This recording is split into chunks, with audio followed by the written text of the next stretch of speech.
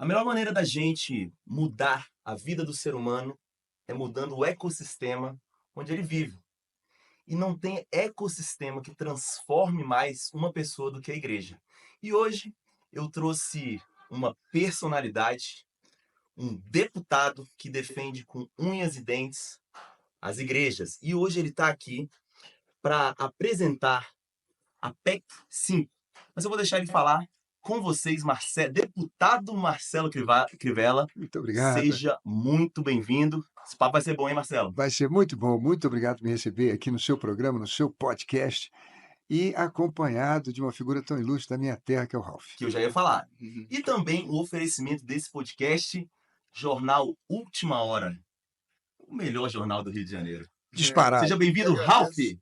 Eu que agradeço a oportunidade de estar aqui discutindo e levando para a população esclarecimento sobre uma PEC, uma emenda à Constituição do Brasil, que já entrou em pauta várias vezes e não teve avanço, e graças à resiliência do deputado Marcelo Crivella, parece que dessa vez vai haver aí uma mudança na Constituição e, na verdade, vai apenas, né, Marcelo, fazer valer uma coisa que já existia na Constituição, que é a imunidade das igrejas, a imunidade tributária, porque as igrejas elas prestam um serviço que às vezes o Estado não alcança.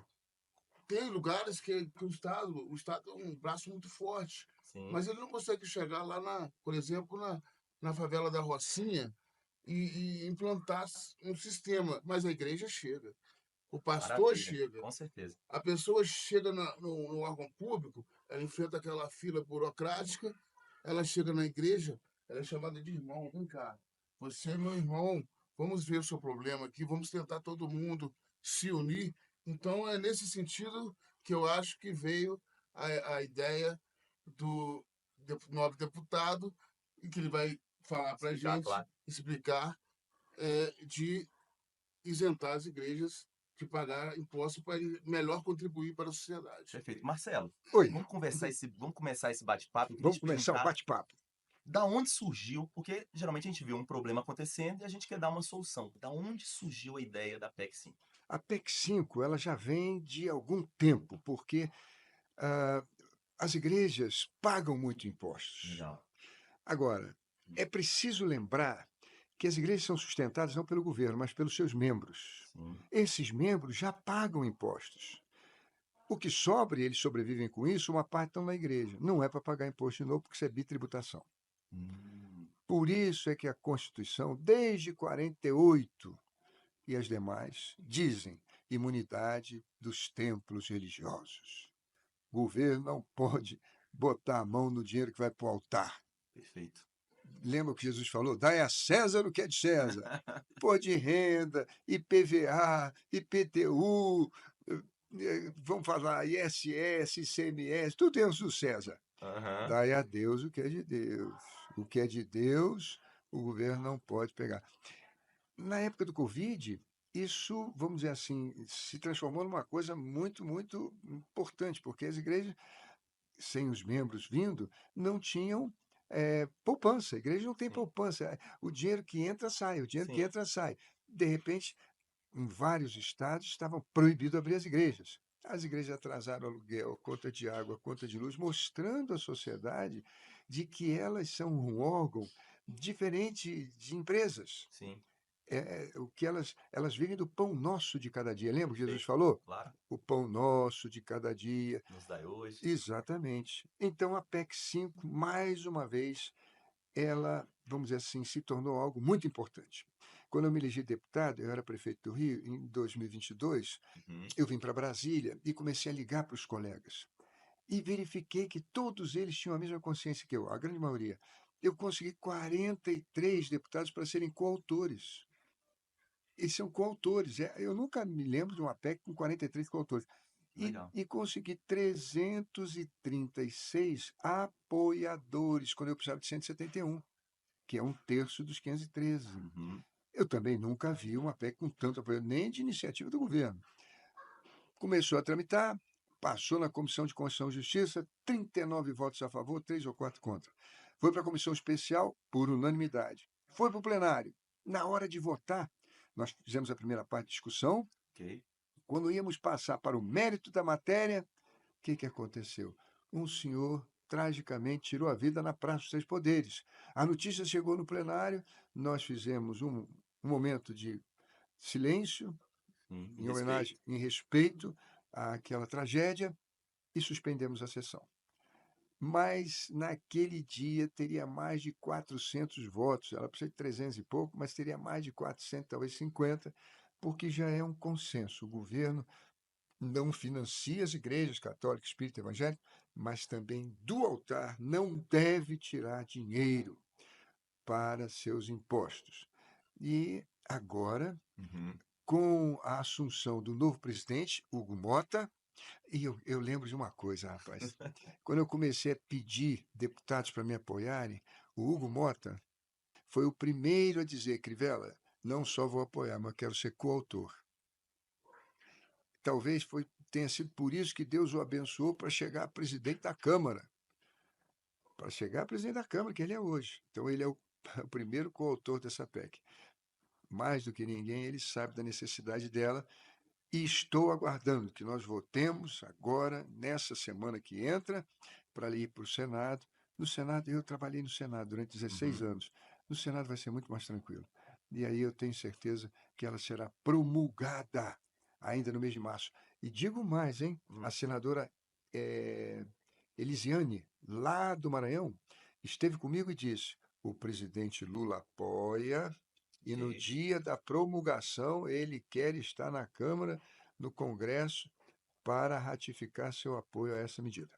Mas vamos então agora explicar de fato quais vão ser os resultados dessa PEC depois de aprovada para o povo, para as igrejas, para o povo Marcos, de então Deus. vamos dar uma explicação aqui para todo mundo que eu acho que vai ser Eu acho que é importante. muito importante. Perfeito. Todos nós brasileiros, seja pessoa física ou jurídica, Ok. seja eu, o senhor, ele, ou uma loja, um revendedor de automóvel, sei lá o que for, nós pagamos impostos sobre 3 fontes.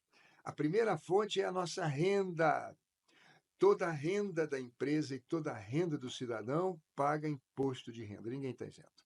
Sim. A segunda fonte do governo arrecadar é o nosso patrimônio. Quem tem imóvel, pode ser um lote, pode ser um apartamento, pode ser uma casa, uma fazenda, vai pagar IPTU. E quem tem veículo, pode ser um carro, pode ser um caminhão, uma moto, um trator, vai pagar IPVA. Perfeito. Então, nós pagamos sobre a renda e sobre o patrimônio. Agora, o mais importante de todos os impostos é sobre o consumo. Então, você levanta de manhã, vai no banheiro, escovar o dente. Você pagou imposto quando comprou a pasta de dente, a escova de dente, quando você abre a torneira, você está pagando imposto na água. É imposto sobre o consumo de bens e de serviços, mas tudo é bens. Quando você senta na mesa para tomar café, você pagou imposto na cadeira, na mesa, no copo, na colher, na faca, no garfo, no prato e no que você colocar na mesa. Você está pagando imposto o tempo todo. Nós estamos agora aqui fazendo um lindo podcast. Toda essa energia, nós estamos pagando imposto. A transmissão na internet, nós estamos pagando imposto. Os equipamentos. Nos equipamentos, nós pagamos imposto no microfone, nessa mesa, no celular. É o consumo de bens. Mas não é só os bens, não. Também de serviços. A gente pegou um Uber para vir para cá, pagamos imposto no serviço de transporte. E se a gente for no advogado, num cartório, se a gente for no massagista, se a gente for no médico, no dermatologista, se a gente for fazer um raio-x, não importa. Qualquer serviço que a gente contrate, ali tem imposto ISS. Então, vamos examinar agora as igrejas. Vamos. A igreja paga imposto de renda? Não. Nenhum padre, nenhum pastor, nenhum pai de santo tem que chegar na Receita e dizer: olha, senhora Receita Federal, a missa, o culto, a sessão espírita do domingo deu de oferta R$1.000. Ele não declara, ele bota na conta da igreja, do centro, e vai gastar o dinheiro e acabou. Ele tem que pagar imposto sobre o patrimônio. Antes de 2015, as igrejas alugadas, carros alugados para a igreja, pagavam IPVA e pagavam IPTU. Até que eu convenci os senadores naquela época dizendo o seguinte: olha, a Constituição fala de imunidade dos templos religiosos. O que caracteriza um templo religioso não é se ele é próprio ou alugado, não é a propriedade, é a atividade. Perfeito. Se ali batiza criança, faz casamento, vela os mortos, se ali ensina a Bíblia, faz louvor, se é ali que as pessoas se reúnem, para prestar culto a Deus, não importa se o salão é alugado, ali é um templo religioso, ali não pode pagar aluguel, mas não tem que pagar imposto, IPTU. Eles aceitaram. Depois de 7 anos foi promulgado, em 2022, e a partir de 2023, nenhuma mais igreja alugada no Brasil passou a pagar IPTU. Quantas igrejas nós temos no Brasil, templos religiosos? 550 mil. Quantos eram alugados? Em torno de 400 mil, que é um movimento mais popular, movimento pentecostal evangélico, em torno disso. Ok. Não pagaram mais, mas não é só o templo. Vamos supor que a igreja alugou uma casa, um apartamento para o pastor. Aquilo é pago com dízimo, com oferta, com dinheiro do povo? Não. Aquele apartamento não paga IPTU. Ah, ela alugou um salão para fazer uma creche para as crianças. Ela alugou um casarão para fazer asilo para os velhos. Também ali não paga IPTU, porque ali é trabalho do templo religioso. Maravilha. Ficamos livres disso. O que ficou faltando? Consumo. Os tributos que incidem sobre o consumo de bens e serviços. Esse a igreja paga. A PEC 5 vai falar isso. O pastor, por exemplo, suponha que ele vai no Supremo Tribunal Federal e diga assim: senhor ministro, eu precisei comprar um órgão, um microfone, um amplificador, caixas de som Sim. para a minha igreja. Eu sou da igreja da Nossa Senhora da Penha, ali não sei aonde. Esse microfone, na fábrica, ele pagou IPI. O dono da fábrica tirou nota fiscal e vendeu para o revendedor no shopping. Ok. Para levar o microfone lá, eles contrataram uma empresa de transporte. Ela tirou nota fiscal e pagou ISS, Imposto sobre Serviço. E lá na loja do shopping, quando eu comprei, ele tirou uma nota fiscal e pagou ICMS, Imposto sobre Circulação de Mercadoria. O IPI foi para o governo federal, o ISS para o municipal e o ICMS para o estado. Claro que todos eles também colocaram no custo a contribuição sobre o lucro líquido, de tal maneira, senhor ministro do Supremo, que a Constituição diz que eu tenho imunidade, eu sou um templo religioso, paguei aqui com dinheiro da igreja. Eu quero que o senhor me devolva o IPI, o ISS, o ICMS e a contribuição. O que o ministro do Supremo diz? Não, o senhor não pagou imposto nenhum. Quem pagou imposto foi a fábrica, quem pagou imposto foi o transportador, quem pagou imposto foi o revendedor. O senhor pagou o preço do produto. Ora, meu Deus do céu, a Receita Federal diz que todos esses impostos são repassados para o consumidor. Esse, na Receita Federal, é o contribuinte verdadeiro. Esses são os primários, mas você é o verdadeiro. Então, o que a PEC 5 faz? Ela fala claramente: a imunidade dos templos religiosos inclui os tributos cobrados no consumo de bens e de serviços, mesmo que não seja o contribuinte primário ou tenha relação direta com o fisco. Agora, é bom lembrar que esse imposto do consumo de bens e serviços é apenas para a atividade da igreja e a prestação de serviço da igreja. Alguém diz assim: ah, os padres vão ficar milionários, vão comprar uma Mercedes ou uma BMW e não vão pagar imposto. O outro pastor vai comprar um avião e não vai pagar imposto. Nada disso. É da igreja. Nós estamos falando do culto da igreja, da atividade da igreja, e estamos falando da prestação de serviço, que é a creche, o asilo, o orfanato, a casa de recuperação de viciados. Perfeito. E, detalhe, alguém poderia dizer: Crivella, isso vai ficar complicado, porque o contador da igreja vai ter que ir no governo federal pegar IPI, na prefeitura de onde eles estão para pegar ISS, e no governo do estado para pegar o ICMS. Vai ficar enrolado? Não, não, Marcos. Não, Ralph. Por quê? Porque na reforma tributária nós juntamos todos esses O IVA. impostos num só, que é o IVA. Perfeito. Agora, esses impostos todos estão no IVA. Então a igreja comprou um microfone, foi pago com cheque da igreja, com dinheiro da igreja, só dá conta da igreja, no final do mês, ela presta a conta à Receita Federal e diz: comprei microfone para a igreja, custou R$ 1.000, só que 25% foi IVA. Então eu estou querendo. Maravilha. A Receita Federal recebe, isso é feito pelo computador, tem um programa para isso, Ok. e até 10 dias depois dá um cashback.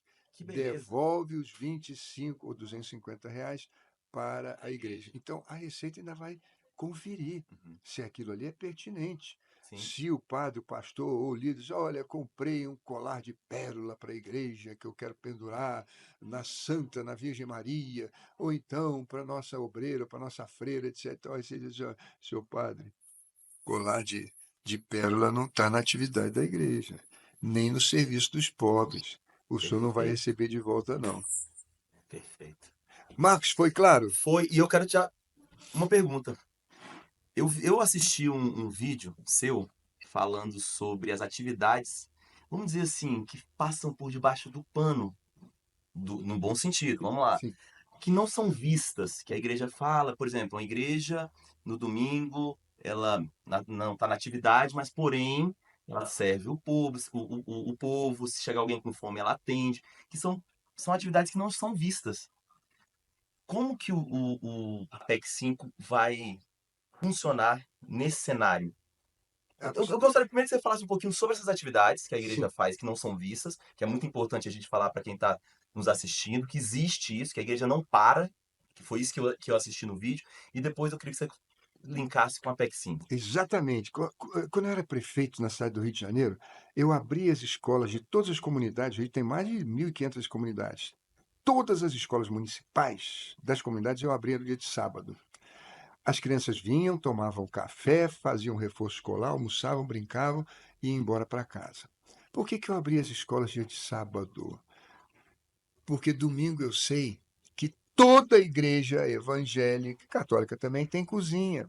Hum, E as pessoas que frequentam a igreja comem lá. Se tiver dinheiro para pagar, vai pagar R$ 10. Se não tiver, ninguém vai cobrar. maravilha.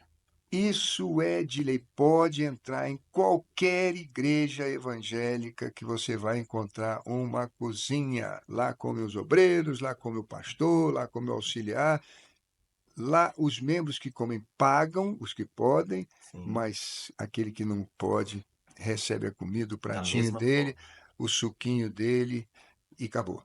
Também há um trabalho extraordinário que as igrejas fazem à noite, que Legal. é ir às cracolândias, às pessoas de rua, levando uma manta, levando alimentos, levando uma palavra, fazendo uma oração, Maravilha. tentando buscar aquela alma de volta para o rebanho. Uhum. Esses trabalhos agora vão ser beneficiados, porque quando a igreja for no supermercado comprar coisas para a igreja, pago com cheque da igreja, ela vai comprar o leite, mas vai receber de volta o IVA do leite. O IVA vai ser, na média, 25%. Ela vai comprar arroz, feijão, o que for. Uhum. Mas depois, quando prestar conta na receita, aquilo foi comprado para a igreja, para a cozinha da igreja, vai ter de volta os 25%. O que vai acontecer é que esse trabalho vai aumentar. Maravilha. Vai É isso que eu aumentar. queria escutar. Vai ter mais recurso para ajudar as pessoas. E as crianças, principalmente, eh, na visão de que nós estamos tendo tanta violência, Sim, tantos jovens sendo aliciados aí pelo crime, pela questão de ser mais fácil aliciar os jovens, e isso vai impactar, por exemplo, na formação das crianças. Sem sombra de dúvida, eu quero dar um testemunho meu. Quando eu era criança, a minha vizinha, vovó Beatriz, santa vovó Beatriz, ela via que meus pais discutiam. Nós morávamos num prédio, os apartamentos não eram grandes e tal. Aí ela me chamou e falou: Olha, você precisa ir para. Eu era filho único. Você precisa ir para a igreja, orar, rezar pelos seus pais. Vou, eu quero. Então, no domingo de manhã, eu morava na praça do Jockey Club, lá no Rio de Janeiro, meus coleguinhas tudo para a esquerda, para a praia. Eu ia para a direita andando com ela, lá para a igreja metodista do Jardim Botânico. E interessante que é uma reta, sabe, Marcos, que passa pelo Jockey Club, pelo Jardim Botânico, dá mais ou menos 2,5 km. Eu era um menino de 6 anos de idade, ela já era uma senhora de 60 e tantos anos. Ela ia com a bolsa dela, aquele sapato de salto grosso, uma meia. Era difícil para ela ir para lá, andar aquilo tudo. E era calor, e é quente. E eu dizia: Vovó, nós não vamos pegar ônibus? Ela falou: Não, nós vamos dar o dinheiro da passagem de oferta na igreja. Eu falava: Mas não é pouco, não. Ela falava assim: Não, não é pouco, não. O melhor nunca é pouco. Nunca esqueci isso. Eu pergunto a vocês: ela sabia que estava educando um com missionário certeza. na África que ia passar 10 anos entre os pobres? Um cantor que ia doar 70 milhões de reais para fazer o projeto da Fazenda Nova Canaã para as crianças, que há 30 anos está cuidando dos pobres lá em Irecê. Que Ela legal. sabia que ela estava educando o prefeito da cidade do Rio de Janeiro, que ia cuidar de 650 escolas e que ia ser o prefeito na área terrível do Rio, que era o Covid. Uau. Ela não sabia. Nem eu sabia que mesmo os milhões que eu doei não eram mais do que aquelas moedinhas que ela dava, porque a oferta não é quantidade, é o sacrifício que ela Perfeito. representa.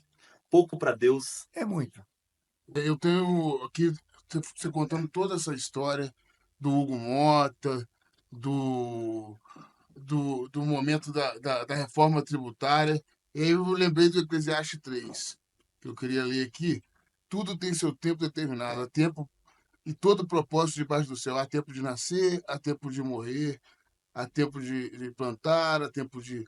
Então é mais ou menos isso. Todos os fatores se resumem agora para aprovação da PEC e veio no momento certo pela pessoa certa, que é uma pessoa que sempre trabalhou e que tem liderança para motivar 43 deputados a querer ser coautores, que não é qualquer um que consegue uma PEC com 40, tem que ter uma Com liderança, certeza. tem que ter um serviço prestado.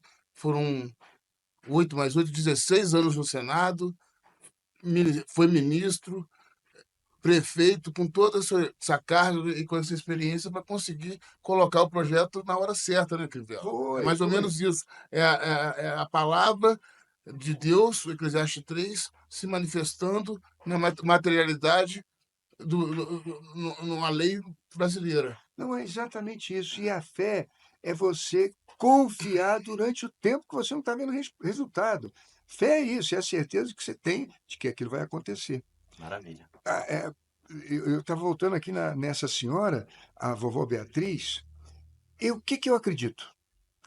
Por exemplo, quando eu chegar no céu, eu não vou para dizer assim: ah, meu Deus, eu gravei muitas músicas, eu construí muitas igrejas como engenheiro, eu fui senador. Eu já recebi a recompensa sobre isso. Eu tive meu salário, eu consegui educar meus filhos. Qual é o meu galardão no céu? É aquilo que os meus discípulos estão fazendo após a minha morte. Maravilha. Jesus disse: fazei discípulos. E como é que você faz o discípulo? É quando você quer que ele cresça mais. Discípulo é aquele que você diz: importa que você cresça e eu diminua. Esse era o espírito da minha avó Beatriz. Diferente de muitos líderes, que quando o seu liderado cresce, ele fica com ciúme, inveja e tira. Hoje nós temos problema nas igrejas, porque elas passam de ser reino de Deus para ser reinado do homem. O que não vai dar galardão no céu, porque no céu o que é galardão é o seu discípulo que ficou aqui. É isso. Quer dizer, eu sei que a minha avó Beatriz, cada vez que eu pude fazer coisas, no céu ela foi galardoada, galardoada. É esse o espírito. Deixa eu contar uma coisa para vocês. Vocês me permitam aqui. Claro, Claro. mas fala um Olha pouquinho aqui. mais dessa questão. Vamos olhar aqui Uhum. a natureza. Eu pergunto para vocês: nós vamos num campo de futebol, nós vamos encontrar uma grama igual a outra? Não, Nós vamos na feira, nós vamos encontrar uma banana exatamente igual a outra, uma maçã, uma pera, uma uva? de jeito Nós vamos na natureza, nós vamos encontrar uma árvore, um galho, uma folha, nós vamos encontrar um passarinho, uma borboleta, uma abelha, um peixe. Não, um ser humano. Eu sou engenheiro civil. Você pega a areia da praia, bota no microscópio, você não encontra uma areia igual a outra. Elas mudam no volume, no brilho, elas mudam na densidade, no volume, elas mudam na composição. Uma tem mais sílica, outra tem mais ferro. Não tem uma estrela igual a outra. Um floco de neve é um cristal diferente. Meu Deus, por que, que o Senhor fez tudo diferente um do outro? Para mostrar para nós o quanto Ele nos ama. O quanto Ele nos ama. Agora, mais do que isso, perdão se eu estou me estendendo um pouquinho, mas vale a pena. Mais do que isso, quando Jesus veio ao mundo, a coisa mais importante que Ele veio trazer foi nos ensinar a orar. Ele falou: quando vocês forem orar, vocês vão dizer: Pai Nosso. Como assim? Antes de Jesus, as pessoas chamavam Deus, Senhor, Senhor Uhum. dos Exércitos, Rei dos Reis, o Poderoso, o Glorioso. O Senhor é o meu pastor. Não, Ele é muito mais que pastor, você é muito mais que ovelha. Ele é Pai. Pai, Pai, Pai. E você sabe por quê? Hum. Porque Deus não só deu para nós a infinitude das coisas, como Ele quer que a gente tenha mais do que Ele. Ele tem pai? Não.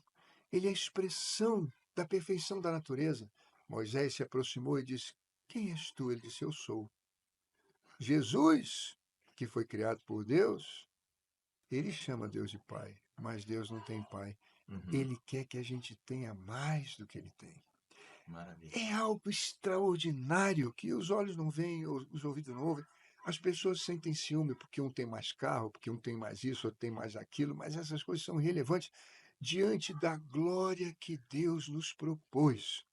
Agora, se uma criança com o coração limpo aprende isso, como eu aprendi aos 6 anos de idade, numa cidade do Rio de Janeiro, onde eu passei por ruas que eu vi gente, na minha mocidade, gente fumando maconha, depois cheirando cocaína, depois com crack. Eu passei na política onde eu vi gente se enriquecendo, sendo corrupto. Eu passei por tudo quanto é caminho difícil. Uhum. Não diziam nada para mim. Por quê? Porque ensina a criança no caminho que deve andar e ainda quando for velho não se desviará. É a esperança da PEC 5 é que esses recursos sejam usados para quê? Para as creches.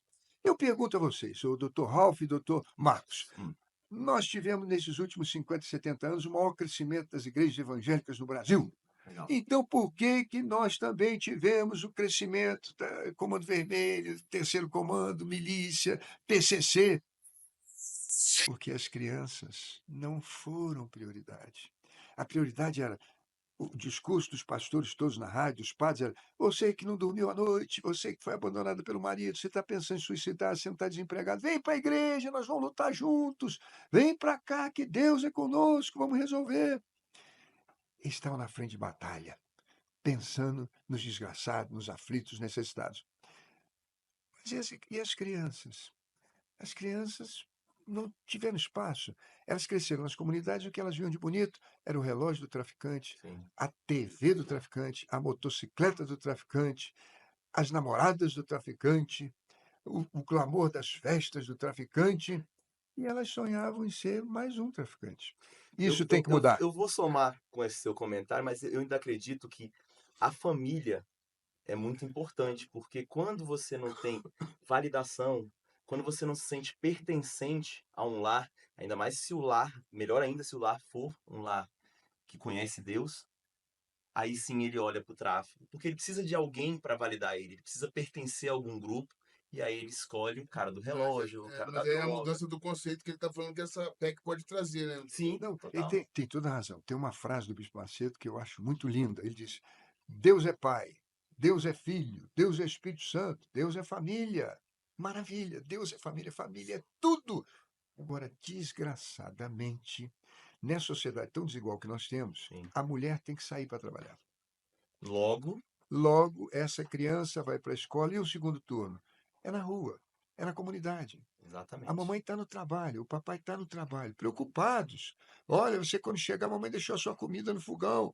Faz o dever de casa, faz isso, faz aquilo.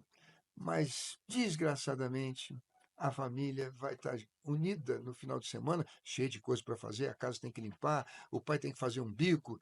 Eu estou falando das famílias comuns. Exatamente. Então a igreja precisa ser o segundo turno. Nós vamos ter, Maravilha. nós vamos ter agora condição da igreja ter mais recursos e fazer o que o senhor faz aqui, um estúdiozinho de podcast, ensinar as crianças Claro. a fazer pintura, a fazer esporte, Atividades extracurriculares, com certeza. extracurriculares e, acima de tudo, ensinar essas crianças aquilo que eu falei para vocês: olhe para a natureza. Existe Deus. Maravilha. Existe alguém que morreu por nós na cruz, e enquanto ele estava na cruz, durante 6 horas, ele orava por nós, orava pelos seus assassinos. Uhum. Isso foi a mudança da minha vida, e eu tenho certeza. Agora, vamos pensar no outro caminho. Eu era senador. Meu Deus do céu, a Polícia Federal são 10 mil homens. Só a fronteira do Brasil com a Bolívia é maior do que dos Estados Unidos com o México. E passa todo o tempo cocaína, fuzil, munição. Eu vou propor uma lei. Dá poder de polícia ao Exército nas fronteiras. O Exército são 300 mil homens, o Exército vai tomar conta das fronteiras. Essa lei passou. Depois o Lula deu poder de polícia para a aeronáutica no espaço aéreo e para a marinha no mar.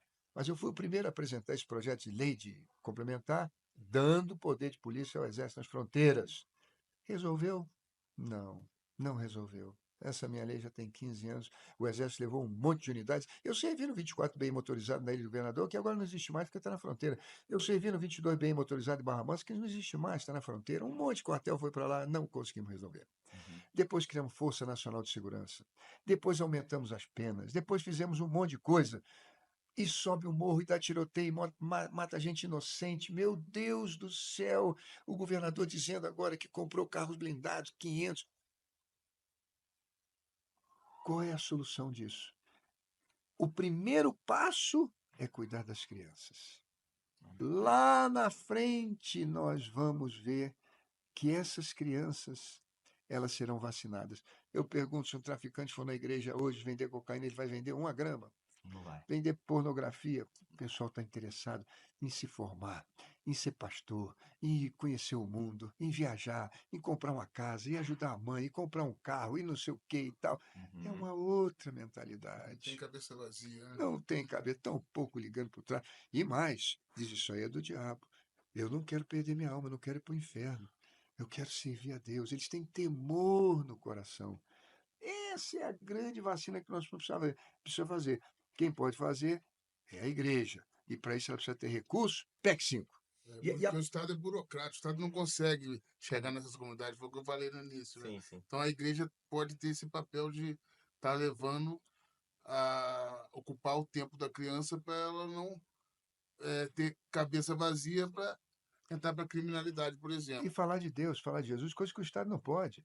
Deixa eu te fazer uma O pergunta, Estado é deputado. laico. O Estado é laico. Você acredita que a PEC 5 vai incentivar a abertura de novas empresas, novas igrejas? Olha, eu não sou contra, não. Eu acho que quanto mais divididas for as igrejas, mais próximas do povo. Na minha igreja universal, a gente fez muitas catedrais. Legal. Na época eu fazia catedrais porque eu achava que um dia ia faltar pastores, porque as oportunidades de emprego são tantas na arte, na cultura, na informática. Então, vinha muita gente reunindo a ovelha numa igreja grande. Agora, vejo que o que ocorreu é que as igrejas estão chegando mais próximo das comunidades. Por exemplo, nas favelas, as igrejas são pequenas. E é interessante você entrar na favela. Você vê muitas casas não conseguindo terminar, mas a igreja é bonitinha. Ela tem portão, ela está pintada, ela tem janela, o culto lá dentro, as cadeiras muito limpinha. É como se o povo dissesse: ó, a minha casa eu não consegui fazer, mas juntando nós todos, a casa de Deus nós fizemos. Fica Maravilha. bonito, é um testemunho lindo para as crianças. E eu digo ao senhor, são 550 mil igrejas no Brasil hoje, segundo o censo do IBGE, católicas, espíritas, evangélicas. 550 mil portas que não fecham. Isso aí é importante colocar. Essa lei não vale só para as igrejas evangélicas, ela vale para sinagoga, para Templos terreiro, vale para budistas e por aí vai. todos os templos, né? Aliás, quando Jesus ensinou a gente a orar, ele não falou assim: 6 horas de orar, você fala, Pai meu. O Pai não é meu, o Pai não é seu, o Pai não é dele, o O Pai Pai é é. nosso. O Nossa, Pai é. nossa. Ei, o Pai é nosso! O Pai é nosso! O Pai é nosso. A PEC é dentro do Pai Nosso, é para ajudar todos, até aqueles que a gente não concorda com eles, discordamos. Mas o importante é isso, quer dizer, gastou dinheiro na caridade, gastou dinheiro com as crianças, com os viciados em Maravilha. drogas, etc e tal, esse dinheiro vai ter o seu imposto de volta, em média 25%. E os próximos passos? Agora, votar. Já pediu ao Hugo Mota, bota na pauta. Ok. O presidente da República apoia, os líderes apoiam. Eles têm reunião hoje, quinta-feira, para fazer a pauta da semana que vem. Já falei com o líder, por exemplo, Sóstenes, que é do maior partido PL. Uhum. Liguei para o Mário Heringer, que é o do PDT, lá de Minas Gerais. Liguei já para alguns, inclusive o Hugo Mota, como eu disse, é um coautor. Para, se Deus quiser, semana que vem ela está em pauta, vamos discutir. Vai ter o pessoal do PSOL que vai dizer aquilo que ele sempre diz: ah, os pastores vão comprar avião. Imagina, o discurso, outro dia saiu na Folha de São Paulo. O Glauber, colega lá que tem igrejas que tem avião. Então ele disse: a cidade vai comprar um helicóptero para socorrer vítimas na enchente, tem que pagar imposto. A igreja vai comprar um helicóptero, o pastor ficar passeando, não vai pagar imposto. É bem diferente, porque quando eu era prefeito, eu não comprei helicóptero, mas tudo que eu comprava eu pagava imposto, mas esse imposto volta para mim. O imposto que a prefeitura paga volta para mim como fundo de participação dos municípios, como Fundeb, como SUS. Isso volta para mim. A igreja não, ela paga imposto, não volta mais. Então não tem comparação uma coisa com a outra. Mas a PEC não fala de avião, não fala de nada disso. Ela fala da atividade do culto. Nós estamos Maravilha. falando de microfone, nós estamos falando de banco, nós estamos falando da conta de água, da conta de luz, nós estamos falando das coisas para batizar, para velar morto, para caixão, para coisas desse tipo. Ou a caridade, a creche, o asilo dos idosos, Legal. ou a casa de a caridade, que você vai lá, você não paga nada, não tem sócio, não tem distribuição de lucro. Uma casa de caridade É isso é que a PEC beneficia. Atividade e caridade. Pronto. O PSOL vai continuar fazendo discurso, mas você vê, na Comissão de Constituição e Justiça, nós tivemos 39 votos a favor e só 4 do PSOL contra. O bravo, o partido do PSOL. Mas Ele é então, a democracia, né? claro, eu gosto muito do Glauber, é Toda uma pessoa querida. unanimidade também Não, é a casa justamente tá ali representando alguma parcela da sociedade. Tem que, ô Marcos, mas que vença a maioria. deixa eu contar uma coisa para vocês. Deixa eu contar uma coisa para Mano, vocês. vamos embora. Jesus nasceu em Belém. Sim, A mãe dele chamava Maria, sim. Virgem Maria. O pai dele era um carpinteiro chamado José. José, sim. Não tinha lugar na hospedaria, eles nasceram num coxo. Jesus foi colocado num coxozinho. Uhum. E Maria ali se recuperando de um parto normal doloroso. Muito bem. Eles dormem, esgotados. Um anjo vem de José, foge para o Egito, porque o rei da Judéia, Herodes, vai querer matar seu filho.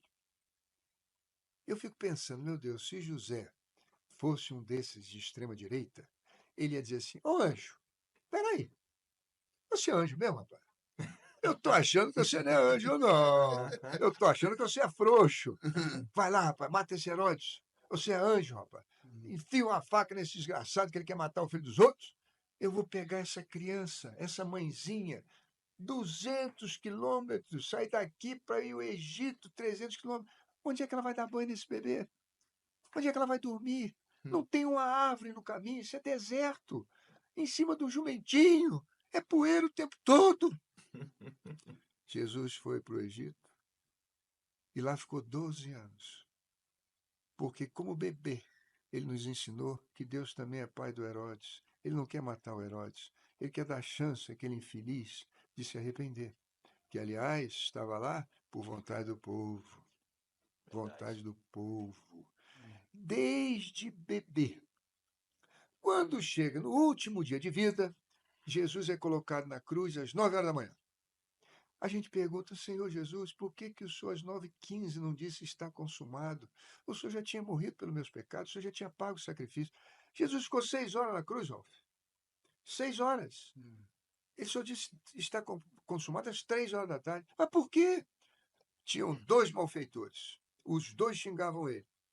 Mas um deles, ao longo daquelas 6 horas, verificou que todo o sofrimento que ele passou, toda a angústia e a maneira como ele perdoava as pessoas que uma a uma iam dizendo: você não é filho de Deus, você não disse que veio me salvar, salva você mesmo, desce daí, desce daí.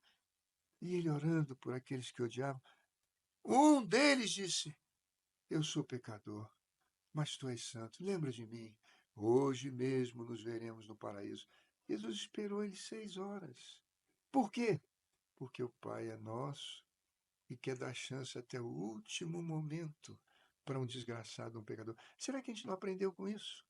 Será que é com violência, com extremismo, com radicalismo? Não, por isso a igreja, o caminho que funcionou para mim, Perfeito. é o caminho que eu garanto a você lá na frente. É a Coreia do Sul, um dos países mais cristãos hoje da Ásia. Eles dizem: nós éramos um fracasso. E depois de dividir Coreia do Norte e Coreia do Sul, mas quando começamos a cuidar das crianças, ao Samsung, aqui, ó, ao Samsung, aqui, né? Eu tenho Samsung, o senhor tem Samsung, Educação. aí, ó, ao LG, olha os carros todos. Hoje é um país próspero, com emprego para todos. Começou quando? Quando Jesus disse: deixai vir a mim os pequeninos, porque deles é o reino dos céus. Ensina para eles a amar a Deus. E deixa o resto com o Espírito Santo. Bota no coração deles essa gratidão. Abre os olhos deles, os ouvidos, porque a própria natureza, o perfume da flor, a doçura da melancia, o gostinho do mel, eles vão ver, meu Deus, que há um Criador por trás disso tudo que os ama e cuida deles. E com certeza nós vamos ter ensinado a criança que ainda quando for velho não vai desviar. Maravilha. Mais alguma pergunta? Senador, você falou aí, vou falar um pouco eu gosto de ouvir a história das pessoas que venceram e conseguiram. Você falou aí dos 12 anos que passou no Egito, sofreu 200 quilômetros caminhando. Vossa Excelência também teve a época que teve que ir para a África. Como que Passei. foi essa passagem? Como foi seu crescimento? E ver aquele povo sofrido da África também. Conta pra gente um pouco dessa história. Foi a coisa mais incrível da minha vida. Se eu Uau. faço uma oração hoje, é dizer: Senhor, me dá uma oportunidade de um dia voltar para a África e morrer lá, pregando lá. Povo maravilhoso. Quando eu cheguei, eu fui para a África do Sul e comecei a abrir uma igreja numa cidade chamada Durban, Oceano Índico. Rapaz, eu nunca vi isso. Era o apartheid. Então você tinha bairro de branco, bairro de indiano, bairro de negro. Escola de branco, escola de indiano, escola de negro, hospital de branco, tudo dividido. A praia, você ia na praia, imagina a praia de Copacabana. Posto 6, branco. 5 quilômetros, 6 quilômetros, vazio. Aí ali, em frente ao Copacabana Palace, os índios. E depois, na Pedra do Leme, os negros. Tudo dividido. Se viesse um para o lado do outro, era crime. Nenhum podia um pro lado do outro. Não, o branco, se fosse na área do negro, era crime. O negro, se fosse na área do branco, era crime. Casar um branco com negro era crime. Caramba. Então, chego lá, não conhecia isso, sou brasileiro. Fui numa igreja evangélica. Falei, pastor, eu estou chegando aqui agora, eu vi que a sua igreja faz reunião só no domingo. O senhor podia me emprestá-la durante as manhãs, que eu quero sair aqui convidando as pessoas. Eu vi que tem muito pobre aqui para fazer culto só de manhã. Ele falou, vou perguntar ao conselho. Voltou e disse, não foi autorizado. Ah, tá bom. Eu falei com ele, pois é, rapaz, eu fui no bairro dos negros lá, eu vi tanta gente pobre. Ele falou, o quê? Você foi aonde? Ah, eu fui no Quamacho, o Mulaze. Rapaz, você é doido, branco não vai lá. Eles podem pegar você, botar num caldeirão, te assar e te comer vivo. Que isso? Eu falei, meu Deus, se eu ouvi isso de um pastor. Bom, fui num corretor. Qual a data dessa sua viagem? 1990, Não tem 90, nem tanto tempo. 91, É impressionante 92. esse tipo de Apartheid, segregação. presidente Mandela na Sim. cadeia. O presidente Mandela ficou 25 anos na cadeia. Ou 26 anos, Robin Island. Muito bem. Fui no corretor. Estou procurando um salãozinho para abrir igreja aqui. Ah, pois não, você está pensando aonde? Eu falei, estou pensando em frente à estação do trem, que eu vi muita gente sofrendo ali. Ele falou, o quê? Você está doido? Rapaz, eu nunca fui lá. Eu nasci aqui, aquilo é área de negro. Ali branco não vai. Eu não tenho lugar nenhum para você lá, não. Ué. Aqui é área de negro. Fui eu e minha esposa lá. Tinha um empreendimento do governo chamado SABC, Small Business Development Corporation. E lá em cima eu encontrei um salãozinho. E ali abri a primeira igreja. Botei All Faith Welcome. Todas as festas são... Era um lugar de muçulmano, era um lugar de negro. Muita feitiçaria embaixo, que aquelas crendices africanas. Aqui a macumba ainda é uma macumba assim de matar um frango e tal. Lá não, rapaz. Lá é cabeça de crocodilo, é intestino de macaco. Era um cheiro danado. Para entrar eu tinha que tapar o nariz. Amém, graças a Deus, vamos em frente. Não vinha ninguém na igreja. Eu ia distribuir folheto na rua, a pessoa amassava e dizia para mim, mulungu, puma, amba, caia. Eu falei, que língua é essa, meu Deus? O mulungu, puma, ramba, caia. Depois, com os anos ali, eu fui aprender Zulu. O mulungu é homem branco, ramba, sai fora, ramba, caia, vai embora para tua terra. Eu achei que ia te botar no caldeirão e te... Imagina. Muito bem. O que aconteceu? Quando, de repente, algumas pessoas começaram a ver o trabalho, aconteceu o grande milagre. O brasileiro. O brasileiro é um grande milagre. Uau. O mundo, ele é, de acordo com clima e comida, o ser humano é o mesmo, mas ele tem 4 cores. Quem nasceu na Ásia ficou amarelo, quem nasceu na Índia ficou vermelho, quem nasceu na África ficou negro, quem nasceu na Europa ficou branco. Você não tem branco na Ásia, não tem amarelo na Europa. Você não tem vermelho na África, você não tem negro na Índia. Cada local, cada comida e cada clima teve uma cor de pele. E nós, brasileiros? Nós éramos vermelhos do pé à orelha. Nós éramos, vamos dizer, tupi, guarani, botocudo. Nós éramos vermelhinho. Até que chegou Portuga. A mulher indiana nunca tinha visto um homem de barba. Nunca tinha visto um cara igual o Ralph, barbudo. Ela falou com a colega dela, você está vendo aquele barbudo aí? Ela falou, achei bonito. Se apaixonaram. A mulher Ralph curiosa. arrasando corações aí. A mulher curiosa. O Portuga casou com a Índia. E deram os bandeirantes, os homens que atravessaram. as matas, subiram e desceram o morro, atravessaram o rio, mataram a cobra, fugiram da onça e chegaram na nascente do rio Amazonas. A força do Bandeirante. Mas a riqueza do mundo, o celular daquela época era o açúcar. Com o açúcar vai surgir um mundo novo. Suco, biscoito, sorvete. Meu Deus do céu! E para produzir açúcar, nem o branco, nem o vermelho tinham força. Vieram nossos irmãos africanos.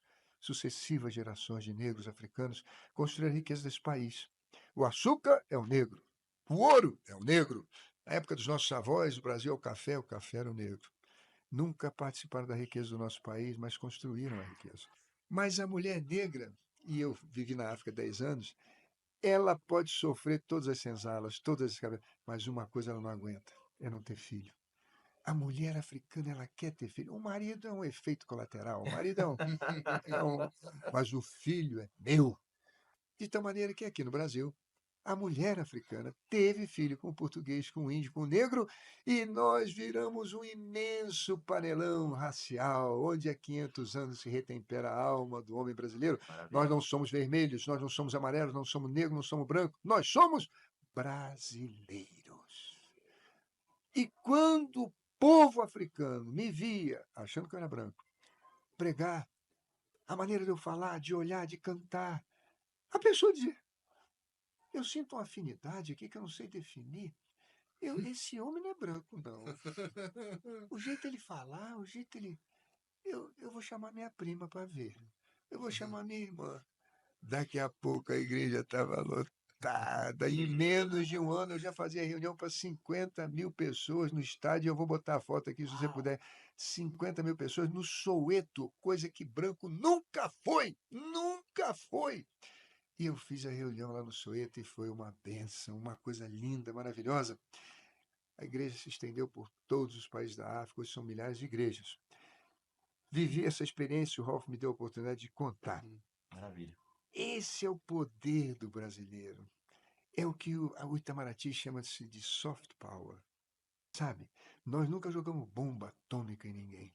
Os americanos são muito desenvolvidos, têm uma grande igreja. Mas como é que eles vão entrar lá? Os ingleses, como é que eles vão na China e na Índia se eles plantavam ópio lá e escravizaram e tomaram todo o ouro que aquele povo tinha? Puxa vida! Quem é que pode cumprir a missão que Jesus disse? Esse evangelho será pregado a todas as nações da terra, e então virá o fim. Quem pode ir a todas as nações da terra, senão esse povo mestiço, esse povo abençoado, esse povo mistura de branco, de vermelho, de negro, essa coisa linda que é o povo brasileiro. Maravilha. Por isso que quando existe extremismos de direita e de esquerda, a alma do povo brasileiro procura um outro caminho. Nós não somos assim. Nós queremos a solução pacífica das controvérsias. Quem dera, meu Deus do céu, que o Lula apoiasse a anistia e desse uma lição. Quem dera que a extrema esquerda ou a extrema direita pensasse mais no Brasil do que nos seus próprios interesses e a gente pudesse aproveitar a gloriosa natureza que Deus nos deu, as riquezas incomparáveis, e construir uma sociedade mais justa, sem favela, uma sociedade com melhores escolas, transporte, alimentação para todos. Esse é o nosso sonho. Agora, talvez com a desigualdade que fez com que haja tanta violência, eu posso ter mais um minutinho? Com certeza. Como é que surge a favela no Brasil? Eu vou te contar. Como é que surge a favela no Brasil, essa coisa horrorosa das casas estar se acotovelando morro acima? O Brasil foi invadido em 1865 pelo Paraguai. O Paraguai queria uma saída pelo mar. Tomou uma parte do Mato Grosso do Sul e invadiu o Rio Grande do Sul. Pois bem, eles eram mais fortes do que nós. Dom Pedro I não tinha exército. Pelo contrário, vivia combatendo os estados brasileiros que queriam separar. Balaiada, Sabinada, Guerra dos Farrapos, enfim. Como é que nós enfrentamos os paraguaios? Nós temos uma lei. Voluntários da Pátria. Lei dos Voluntários da Pátria. Tem um monte de cidade aí que tem a rua Voluntários da Pátria. Uhum. São Paulo, Rio, etc. O que dizia a Lei Voluntários da Pátria? Os escravos que se dispuserem em lutar na Guerra do Paraguai serão alforriados. O primeiro navio, o primeiro galeão levando escravos para a Guerra do Paraguai, saiu de Campos dos Goytacazes, do ladinho da terra do Ralph é de Itaperuna, para o povo que trabalhava no canavial. Lá foram os negros para lutar contra os paraguaios. Quanto tempo demorou a guerra? 5 anos. E vencemos a guerra. Tivemos a ajuda do Uruguai e da Argentina, porque o Paraguai era muito forte, vencemos a guerra. Os negros voltaram, mas foram enganados. Por quê? Tinham alforria, mas não tinham cidadania. Caxias vem no Senado, eu trabalhei no Senado, e em 71 ele propõe uma lei. Quem vestiu a farda do exército, pode ser negro, pode ser índio, pode ser português, é cidadão. A lei foi rejeitada. O povo olhava para o Senado e dizia, desse mato não sai coelho. É tudo E o dono de Senado escravo. era no Rio de Janeiro. Era no Rio. Era tudo dono de escravo. Eles não vão querer isso aí. Os nossos heróis da Guerra do Paraguai puderam ficar no exército? Não. Eles puderam ter serviço público? Não. Receberam algum tipo de indenização? Não. Viraram o quê? Nego de ganho. Não é mais escravo, não tem mais senzala para dormir, fica pela rua. Ô, negão, enche um garrafão d'água para mim lá na fonte do morro. Vai isso aqui, sela esse cavalo. Eu vou dormir aonde? Não, você improvisa um barraco, um morro. Improvisa lá um barraco, para você ficar aqui perto da cidade, para você ficar fazendo serviço para mim. E como é que é o nome do morro que nós vamos botar? Não, fica lá no morro que nós vamos tomar uma providência. Ficou Morro da Providência. Primeira favela do Rio, né? Primeira favela do Brasil. Do Brasil. Morro da Providência. E nós estamos esperando o povo tomar providência até hoje. Há de chegar o dia, na minha terra do Rio de Janeiro, que nós vamos erguer os olhos para ver uma favela. Vamos continuar de cabeça erguida, que hoje a gente abaixa a cabeça e tem vergonha.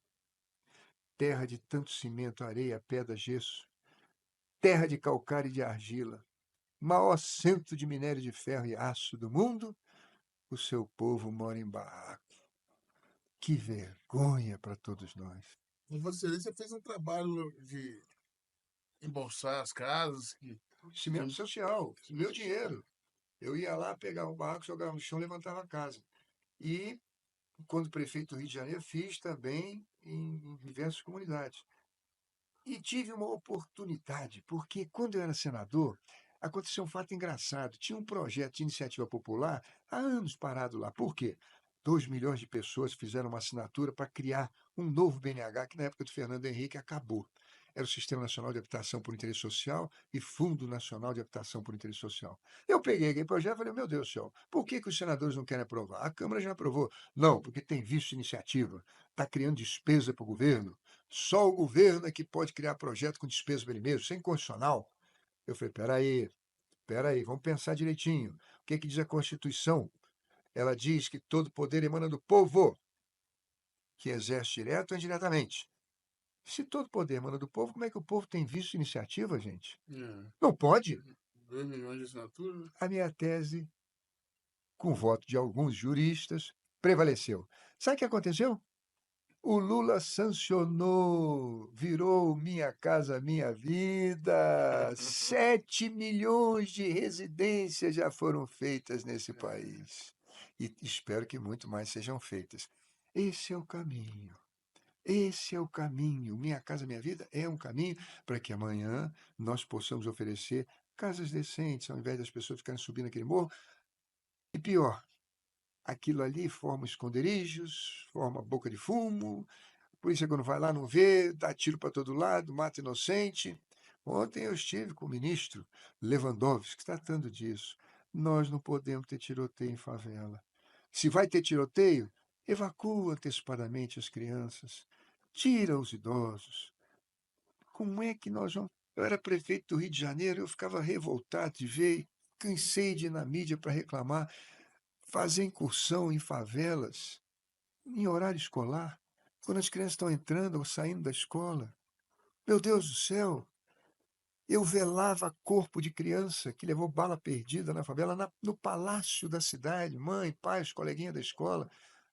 E depois saímos todo mundo para enterrar no cemitério. Uma vida não vale. Cansei de reclamar disso. Aprovei uma lei em 2014 e o último artigo dizia: o executivo vai regulamentar. Durante 11 anos fiquei esperando. Agora, com Lewandowski, foi regulamentada a minha lei, que fala do emprego das armas pelas forças policiais. Não pode empregar arma de primeira vez, ainda mais com gente desarmado. Tem que falar, tem que ter arma de choque, tem que ter risco para ele ou para outros. Agora que foi regulamentado. Quantas pessoas não pararam numa blitz para ver álcool? E não pararam por quê? Porque eu estou com o carro do meu pai, porque eu bebi um bocadinho. Então o policial não parou, não. Bum, dá um tiro, matou a namorada que estava do lado. Agora, nesse Natal, uma irmã minha evangélica não parou numa blitz, levou um tiro na cabeça, indo para Niterói, na noite de Natal. E hoje tem scanner, né? Tem Tem scanner. várias tecnologias que podem evitar isso, né? E avisa para o outro policial lá, olha, tem um carro que passou por aqui, fiscaliza, manda um outro carro para seguir. Não pode atirar dessa maneira. Mas a minha lei que tratava disso só foi regulamentada 11 anos depois pelo ministro Lewandowski agora. E até teve uma reação, teve governadores que não gostaram, porque na regulamentação diz que se não cumprir não vão receber as verbas do governo para isso aí. Mas é isso, meus queridos irmãos, eu espero que a igreja seja o caminho para construirmos uma sociedade melhor no futuro, com essas crianças cheias de Jesus no coração. Que maravilha. Aproveitando para a gente já ir para os nossos finais, quero agradecer muito essa sua Que presença. isso, eu que agradeço. Muito, de verdade. Foi uma aula, né, Ralf? Uau. Uma aula. E deixo-me à disposição para te ajudar nessa caminhada com a comunicação e a criatividade. Ótimo. Afinal, temos aqui um grande líder e comunicador. Ele vai falando, a gente vai descobrindo que minha casa. Eu nunca saberia que Minha Casa Minha Vida saiu de um projeto Pois é. Que estava popular. parado no Estava Senado. parado, você conseguiu. E sabe quem é uma das assinaturas do projeto popular? O Lula. Eu falei com ele aqui, das 2 milhões de assinaturas, tem uma sua que quando era sindicalista. Olha. Mas de coração quero agradecer Eu que agradeço, Marcelo Ralf. Crivella, Eu que deputado agradeço. Marcelo Crivella, Ralf, jornal Última Hora, um dos maiores jornais. Melhor jornal do Rio. Eu também vou falar isso para você. A gente estava segurando aqui, mas é o melhor jornal do Rio de Janeiro, o maior e melhor jornal do Rio de Janeiro. E o seguinte, conte com a gente, Obrigado. comunicação e criatividade. Vou aproveitar para fazer um pitch aqui, já que estamos conversando com essa nossa audiência, do nosso microfone de podcast portátil, que foi usado hoje. O senhor gravou hoje no microfone de podcast portátil, que leva a voz às pessoas usando somente o celular. Que Então, legal. Já adquiriu alguns inclusive, não, isso aqui já é produto cativo lá no Jornal Última Hora. E é isso.